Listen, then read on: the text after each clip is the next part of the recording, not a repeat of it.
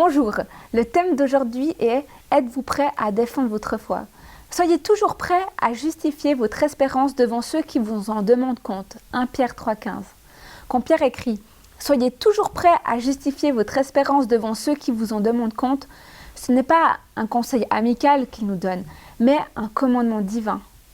N'avez-vous jamais été pris de court quand un collègue ou un voisin non-croyant vous posait des questions précises concernant la Bible, la personne de Jésus, sa résurrection ou le sens de votre vie? Vous ne saviez pas comment répondre car tout cela vous semblait évident alors que votre interlocuteur, athée ou simplement non-croyant, ne faisait que vous interroger?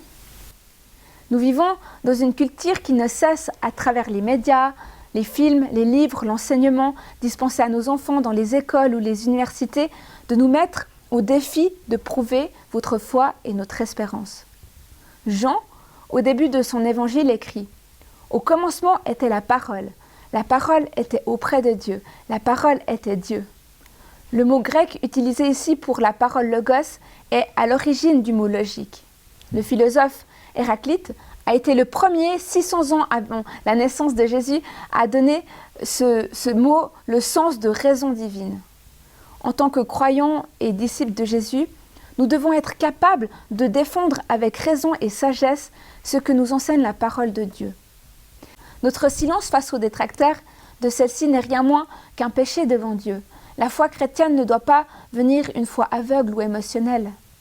Les Écritures nous demandent d'examiner tout avec soin et de retenir ce qui est bon. Nous devons donc, premièrement, examiner avec soin ce que nous croyons sans nous cacher derrière des slogans du genre « la foi ne s'explique pas » ou « il suffit d'avoir la foi d'un enfant ». Osons, au contraire, chercher les preuves bibliques qui en sont les fondements. Deuxièmement, il est nécessaire d'étudier les meilleurs moyens d'exposer avec sagesse, clarté et aussi tolérance ce que sont vraiment la foi et l'espérance du chrétien, tout en sachant que seul l'Esprit peut convaincre ceux qui nous écoutent. C'était Sa parole pour aujourd'hui. À bientôt.